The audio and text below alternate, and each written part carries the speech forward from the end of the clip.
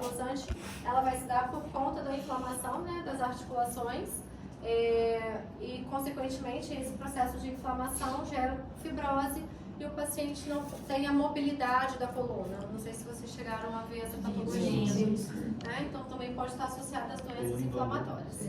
Espinho bambu. Isso aí. E de complicação da doença de Crohn, então a gente já falou das fístulas, a estenose, que justamente é esse estreitamento da luz intestinal, os abscessos, que podem ser também, como a gente falou, perianal, intracavitário, né, uma massa abdominal, e aumenta o risco de câncer de intestino, principalmente se tiver acometimento do cólon, tá? Então, normalmente a gente vai relacionar ao processo de inflamação crônica do intestino grosso, aumentando esse risco aí de neoplasia coloretal. E aí, como que a gente vai fazer o diagnóstico?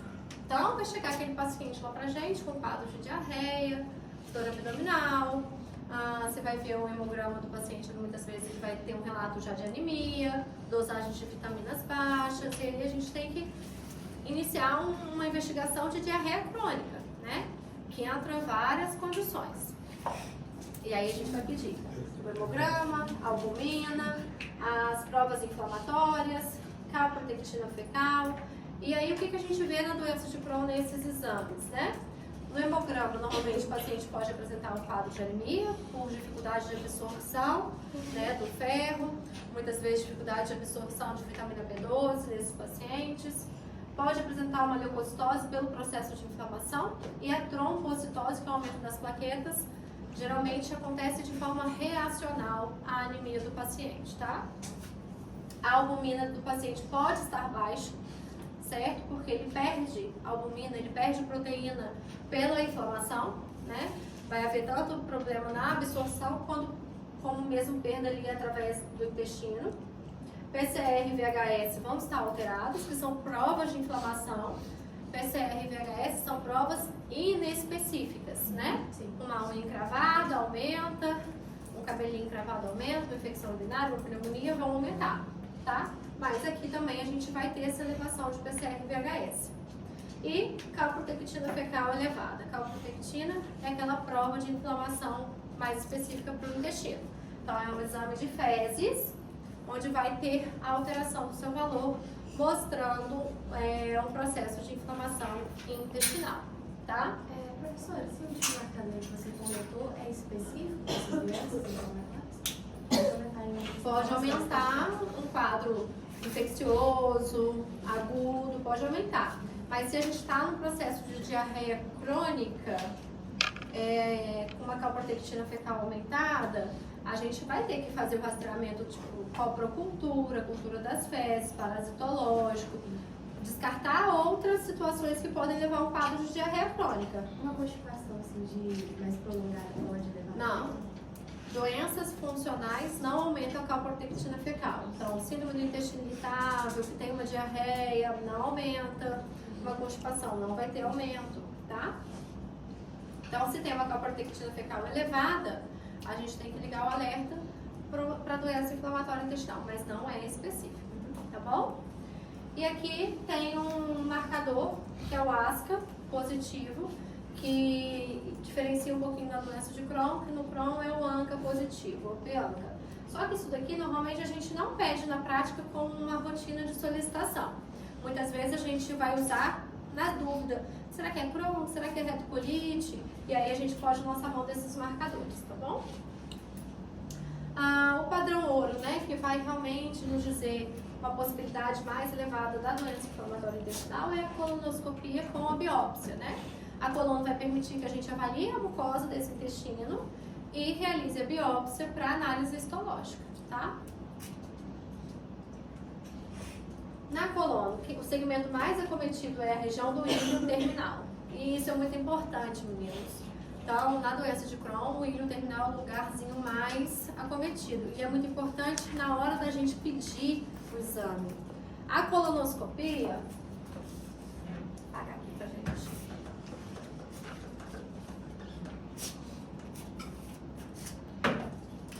Bom, então aqui tá o ânus, reto, sigmoide, cólon esquerdo, ânus, cólon direito, seco e o ilho terminal. Aqui, ó. Hã? E vocês estão me zoando? Não. Alguém falou assim, igualzinho. Tá muito feio o desenho? Não. Horrível. Hã? Parece um elefante? Tá bom, gente. A ideia é passar o conhecimento. Não precisa de beleza. Tem que vir Você filmado pra viu essa um aula. elefante? Só a trompa. Deixou no ar. É. Vamos lá. Parece que ele que levou a cadeirada. A colono, gente, vamos lá. Entrou aqui na região do ânus reto. Uma colonoscopia completa, teoricamente, chega até o seco. Tá? Isso é uma colonoscopia. Se eu estou pensando na possibilidade de doença inflamatória intestinal, se eu quero investigar uma diarreia crônica e eu penso numa doença de Crohn, eu preciso entrar no ilho terminal. Chegar aqui. Tentar entrar no ilho. A colonoscopia pode entrar no ilho terminal. Consegue, é possível de entrar, tá? Através da válvula iliocecal. Só que muitas vezes, se a gente não escreve, passa batido e vem uma colonoscopia normal. Chegou até o seco, que é teoricamente até onde a colono obrigatoriamente tem que chegar. E aí vem exame normal. E agora? O paciente está com uma diarreia, está suspeitando de uma doença inflamatória intestinal. Às vezes o acometimento desse paciente é apenas no ilho terminal e não viu, né? O exame do cólon está normal. Então, quando a gente tem um quadro de diarreia crônica, na hora de solicitar o exame, o ideal é a gente colocar ileocolonoscopia, né? Para fazer com que o médico se atente para entrar no ilho. Porque às vezes dá um pouquinho mais de trabalho. E aí ele fica com preguiça. Entendeu? Ileocolonoscopia. Ou descrever, né? Suspeita de doença de Crohn, solicita avaliação do ilho terminal. Né? Certo? Então é só uma situação que não é infrequente de acontecer. Vai, faz a colono, chegou no seco, acabou o exame. E aí a gente fica sem essa avaliação do ilho, onde pode estar o processo de inflamação desse paciente, tá? Então, os segmentos mais acometidos é a região do ilho e do seco. O reto, na doença de Crohn, geralmente é polpado, o que diferencia da retocolite ulcerativa. A retocolite ulcerativa, a gente tem o acometimento do reto sempre, tá? Então, na retocolite, a gente sempre vai ter um reto inflamado, podendo também o cólon estar inflamado. A gente tem uma mucosa com edema e ulcerações intercaladas. O processo de inflamação ele é intercalado de uma mucosa normal ou regenerada com uma mucosa inflamada, o que dá um aspecto de pedra e calciamento, que é isso aqui. Ou das pedras. Ela lembra de Búzios, as mulheres tentando usar salto e equilibrando daquilo ali. E aí, aqui é um aspecto que a gente vê, né? Não é sempre assim que vai estar, né? Isso aqui está bem importante, o processo de inflamação. Onde está a rosinha é uma mucosa normal, tá? Onde está elevado. O que está inflamado são as regiões mais branquinhas, que tem fibrina e o processo de inflamatório. Então, isso aqui seria o aspecto de pedra e calçamento, muito falado na doença de Crohn, tá? Acometimento intestinal é salteado. O que é isso? Então, o reto normalmente é polpado, não vai ter, mas aí tem um processo de inflamação aqui no cólon esquerdo, tem um pouquinho de inflamação aqui no transverso, tem inflamação aqui no seco e no ilho terminal. E aí, isso é um acometimento salteado, não é seguido de processo de inflamação, diferente da retocolite ulcerativa, onde começa no reto, vai no sigmoide e vai subindo e para. Certo? Para aqui, ou vai seguindo até o fim. Tá? Na retocolite, o acometimento da inflamação ele é contínuo. Aqui é salteado. Na evolução crônica, a gente pode ter estenose, pseudopólio. Exames de imagem que vão auxiliar a gente ao diagnóstico da doença de Crohn. Então, a gente tem um raio-x simples de abdômen quando tem suspeita de um quadro quadro obstrutivo ou perfurativo, tá? Então aqui a gente pode ter um abdômen agudo obstrutivo, que a gente falou, né, naquele padrão fibroestenótico, mas também pode haver perfuração, né? Se eu tenho um acometimento transmural, né, a parede toda do intestino, a espessura toda pode estar inflamada, isso aqui pode perfurar e não gerar uma fístula, e não necessariamente formar uma fístula, pode simplesmente perfurar e aí evoluir com o abdômen agudo perfurativo, né? Peritonite, tá? Aquele abdômen tábua por uma perfuração intestinal, ok? E essa complicação você vai fazer no exame físico, palpando, em questão de dor, ou relacionado mais com como é que tá vindo as fezes dele? Porque ele não vai ter fístula para você conseguir observar. Como é que você vai saber que ele está tendo uma complicação? Então, No vamos lá. exame. Abdômen agudo obstrutivo, o paciente vai para um pronto atendimento com muita dor abdominal, distensão, paradas de eliminação de fezes, paradas de eliminação de gases, vomitando, vômitos, às vezes fecaloides. É característica de abdômen agudo obstrutivo, independentemente da causa. E aí aqui a gente está pensando na doença de Crohn, como uma causa da obstrução. No quadro de abdômen agudo perfurativo, qual que é o quadro clínico? Dor abdominal de forte intensidade, muitas vezes febre, por estar fazendo quadro de peritonite, você vai examinar o paciente, sempre. No abdômen agudo perfurativo vai ter o quê? Abdômen tábua. Aquele abdômen duro, uma rigidez, por conta desse processo de peritonite, tá? E aí, isso daqui a gente não vai relacionar com características de diarreia, não. Não vai mudar, não muda nada, tá bom? Outros exames que a gente pode lançar mão, e na verdade são importantes, né, na doença de Crohn, é a enterotomografia ou a enterorressonância, que são exames por tomografia ou por ressonância que avaliam o intestino delgado do paciente, tá? Então consegue avaliar estenose, fístula, avaliar se tem acometimento inflamatório, que a gente vai mostrar as características que a gente consegue ver nesse exame. E a ressonância pélvica e perianal para avaliação de fístula e abscesso perianal, certo? Então, sempre que o paciente tem fístula e abscesso próximo à região do ânus, a ressonância é o exame mais indicado. No histopatológico, a gente vai ter o infiltrado inflamatório e fibrose, então aparece lá, né, na descrição aumento de celularidade inflamatória e uma característica específica da doença de Crohn, o granuloma não caseoso. Esse granuloma que é os calçamentos? Não, o calçamento é uma imagem macroscópica através da coluna. Isso aqui a gente está falando de histológico, né? O patologista está avaliando e tem a formação de um granulominha, né? Como se fosse uma bolinha não caseosa, sem caso. Caso é como se fosse um pus, tá? Que faz diferença com tuberculose intestinal, onde tem granuloma caseoso, tá? E aqui tem os achados da tomografia que a gente pode, da enterotomografia que a gente pode trazer, né? Então, na enterotomografia a gente vê espessamento da parede, ou seja, a parede inflamada é uma parede mais espessada, mais grossinha, estenose. Então, aqui a gente está vendo um estreitamento do intestino delgado. E aí, se eu tenho um ponto estenosado, mais fechadinho, o que acontece com o intestino anterior a ele, a esse ponto? Ele dilata, né? Então pode ter essa dilatação das alças antes do ponto estenosado.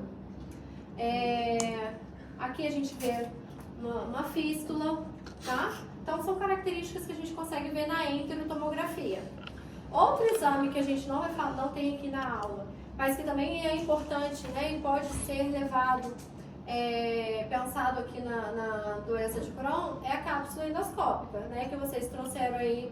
Lembra na aula de hemorragia digestiva que vocês deram nos trabalhinhos? A cápsula endoscópica vai conseguir estudar bem o delgado desse paciente, né? Só que tem um porém. Se a gente suspeita de estenose, não pode fazer, porque senão a cápsula agarra lá. Tá bom? Então, se a gente tem qualquer tipo de suspeita de estenose, a gente não faz, tá? A fístula, não, porque normalmente ela é bem pequenininha, não é um tantão assim, que ela vai passar pela fístula. Não, geralmente é um orifício pequenininho, tá? Quando tem estenose, o quadro de diarreia ele é menor? Não necessariamente. Como não faço um volume ali, talvez? Não necessariamente. O quadro clínico é muito variável, assim, de cada paciente. Então, se o paciente tem acometimento só de delgado, às vezes ele não tem uma diarreia tão proeminente e vai ter uma estenose e ter sintomas dessa estenose, né? Dor abdominal, distensão, sentir a barriga distendida, tá? Diagnóstico diferencial do Crohn, retocolite, obviamente, tuberculose intestinal, neoplasia e colite isquêmica. E entra também, né, tudo aquilo que gera diarreias crônicas, né, que a gente pode listar várias. Mas, no geral, o que a gente pensa mais em coisas que levam a processos inflamatórios, tá? Aí nós temos, meninos, aí a gente fez, né, tem um quadro clínico característico, nós fizemos os exames e a gente conseguiu chegar no diagnóstico da doença de Crohn. E aí a gente precisa avaliar qual é o grau de atividade dessa doença do paciente que a gente está diagnosticando e também no acompanhamento. As doenças inflamatórias intestinais, elas não são lineares a vida toda do paciente, tá? Então aqui a gente fez o diagnóstico, começou aqui, diagnostiquei meu paciente, vou tratar, ele ficou bem, a gente conseguiu a remissão, ou seja, o controle. No meio do caminho da vida dele, lá depois de 2 anos, aconteceu alguma coisa que ele entrou em crise de novo. Entrou em crise, a gente vai reavaliar esse tratamento, ajustar a medicação, ver qual foi o fator, e aí a gente vai tratar, às vezes mudar alguma coisa na medicação dele, aí ele entra em remissão de novo. E isso pode acontecer várias vezes ao longo da vida desse indivíduo, tá? Tem aqueles pacientes, muitas vezes com doença leve, que a gente diagnostica, começa o tratamento e ele fica bem a vida toda? Tem. Mas existem aqueles que fazem crise com bastante frequência, certo? Então, esse índice de atividade, que é o CDAI, é um índice que a gente vai fazer tanto no momento do diagnóstico, quanto no momento de acompanhamento desse paciente, para a gente avaliar se esse paciente está em remissão clínica, né? Se ele tem atividade da doença leve a moderada a grave, ou é uma doença fulminante, tá? E o que a gente leva em consideração nesse índice? Não precisa gravar cada coisinha, né, para prova, mas é importante saber para que serve, o que avalia. Então, o número de evacuação desse paciente na última semana, dor abdominal, o estado geral desse paciente, se tem algum sintoma associado, né, sintomas extraintestinais, e aí a gente vai pontuando cada um deles, né, a gente multiplica pelos fatores fixos que estão lá. Consumo de antidiarreico, se tem alguma massa abdominal palpável, déficit do hematócrito, ou seja, teve redução do hematócrito, sinalizando uma anemia, o peso do paciente, se ele teve um emagrecimento, a gente consegue quantificar, e aí a gente leva, conclui se ele está em remissão, se ele está em atividade da doença e qual o grau dessa atividade, ok? Aí, no caso, toda consulta também você faz essa avaliação? Sim, exato, né, pra gente poder avaliar. Mas assim, na prática clínica, tem aquele paciente que está com a medicação e foi lá de rotina, levar os exames de rotina, tá bem, não tem nada. Quase que automático, né? Assim, não tá tendo diarreia, não tem dor, o peso está estável, clinicamente está super bem, exames ótimos. A gente não precisa ficar ali pontuando, né? Com uma prática a gente já consegue avaliar, que ótimo, esse paciente está em remissão clínica e laboratorial. Maravilha, mantemos o tratamento, tá? E quando a gente vai classificar esse paciente, essa classificação é importante para a gente saber qual o tratamento que a gente vai iniciar para ele, né? Aqueles números que estão embaixo. Isso, naqueles lá, né? Se menor de 150 é remissão, maior de 150 até tanto é atividade leve, tá? Como você falou que a gente não precisava saber cada ponto, você vai colocar na prova. Se você colocar uma situação, você vai colocar a pontuação. Aí a gente vai saber se ela é moderada pela pontuação. Não a somatória dos pontos, né? Isso, eu vou pedir para vocês fazerem uma conta tudo ali, tá? Então, se eu tenho uma doença de Crohn leve, né? Normalmente a doença de Crohn leve é aquela doença onde o paciente tem um pouco de diarreia, tem um pouco de dor abdominal, mas não é nada tão importante. Geralmente é uma doença que está ali no ilho terminal, só aquela região de acometimento. Então, nesses pacientes, a gente vai usar budesonida, que é um corticoide de ação local, tá? E se tiver no cólon, a gente pode utilizar derivados salicilatos, que é a sulfasalazina e a mesalazina, ok? E corticoide sistêmico também pode ser utilizado. Então, os corticoides sistêmicos, prednisona, prednisolona, são medicações possíveis de utilizar nas doenças inflamatórias intestinais, mas para tirar momentaneamente o paciente da crise. Paciente com doença inflamatória intestinal não é para usar corticoide para a vida toda. É ali, ó, um mês usou, desmamou e acabou. E aqueles pacientes que requerem o uso com muita frequência dos corticoides, a gente tem que reavaliar a terapia dele e progredir essa terapia para uma terapia um pouco mais agressiva. Entendi essa questão do budesonide e isso fazer local. Como é que vai usar local? Lá no momento do colônia? Como assim? Você Local? falou- Ação local. Porque assim, é um corticoide que age localmente no intestino, não tem uma ação sistêmica como tá. prednisona e Mas isso é prednisolona. uma coisa tópica local, aplicando lá. Não, ele tem, não, é uma ação. A ação dele Ele é é a seletivo nível ali naquela intestinal. Isso, ele faz uma ação diretamente no intestino, não tendo as complicações do uso de corticoide crônico, né? Que tem ação sistêmica como prednisona e prednisolona. Entendi. Tá? Achei que no momento da colônia você fazia uma aplicação. Injeta ali. Não, não é. É oral, é medicação oral, tá? Se eu tenho uma doença de Crohn moderada, sem fator de mau prognóstico. Fator de mau prognóstico, a gente coloca que é aquela doença que iniciou no paciente muito jovem, é aquela doença onde tem lesões muito importantes na colonoscopia, seriam fatores de mau prognóstico. Então, se tem um Crohn moderado e sem complicações, a gente pode lançar mão do corticoide associado a um imunossupressor, como a azatioprina e o metotrexato, tá? Tá em todas. Aqui a gente usa menos, a gente geralmente opta mais para azatioprina, tá? E aí, mais uma vez, o corticoide entra para tirar esse paciente da crise, porque esses imunossupressores normalmente demoram em torno de 30 dias para iniciar o efeito, né? E aí, a partir do momento que passaram 30 dias, a gente vai desmamando o corticoide e mantém o paciente só com o imunossupressor, tá? E na doença grave, com complicação e fator de mau prognóstico, a gente tem que pensar em medicações imunobiológicas.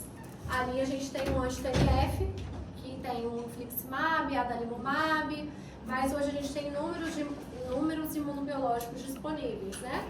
Então a gente tem anti-integrina, a gente tem o anti-TNF, então são várias medicações possíveis que atuam na cascata de inflamação e atuam em uma via desse processo inflamatório. Tem o IL-1 e IL-6 também. Nas doenças inflamatórias são menos utilizados, mas são os MABs da vida, infliximab, golimumab, adalimumab, né? Vocês viram isso aí, alguns deles na reumatologia, tá? E essas medicações, a vida toda, tá? Sem expectativa de retirada. Mesmo do leve, moderado, grave, todos vão ficar pela vida toda? É o tratamento da vida toda. E muitas vezes, por exemplo, o paciente abriu um quadro com uma doença leve, a gente iniciou o tratamento e no meio do caminho da evolução, ele fez uma fístula, ele teve uma evolução mais grave, ele mostrou uma complicação, a gente pode progredir o tratamento para os outros, tá? Também quando Regredir, pode diminuir. geralmente não. Não? Não. A regressão aqui geralmente não é possível porque a gente tem uma doença potencialmente muito grave que conseguiu controlar com aquela medicação em específico. Retirar a medicação e passar um corticoidezinho de ação ali a nível do intestino é dar chance para o retorno da doença. Os sintomas regridem, mas a doença em si não. Os sintomas regridem, a mucosa recupera, o exame laboratorial normaliza. Esse é o nosso objetivo, que é a remissão clínica, laboratorial, endoscópica e até mesmo histológica. É o objetivo do tratamento.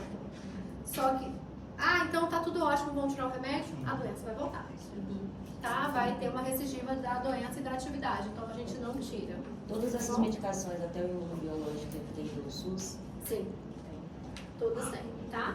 Os Os imunobiológicos são medicações de alto custo, né? Então tem um papelzinho que a gente tem que fazer de medicação de alto custo, que tem que dar entrada no processo, mas eles são disponíveis, tá?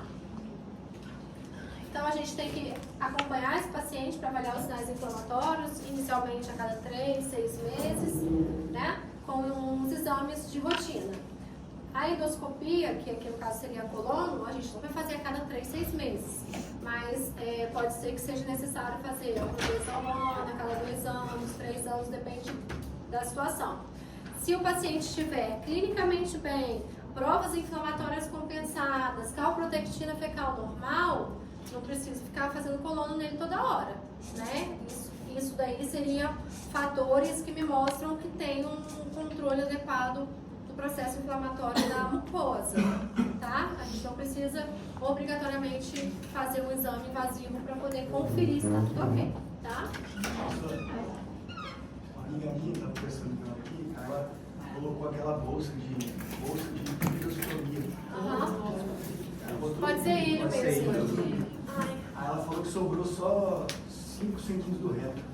Aí eu tenho que cuidar para mim inteiro. Esse é um caso grave? É um caso grave, porque aí, ó, Ela falou que... cirurgia é o que ela fez. Ela falou que, ó, ela falou que Ai, eu sei até porque o médico não conseguiu fazer anastomose. Aí depois voltou a fazer anastomose. Voltou a ter estenose e fístula. Aí teve que voltar para a vida inteira, usar essa vida inteira, essa bolsa. Para a vida inteira. E dá pra provavelmente ela está com medicação oral também, porque a doença de Crohn, a gente não tem cura com a cirurgia, tá? Por que não tem cura? Porque acomete da boca ao ânus.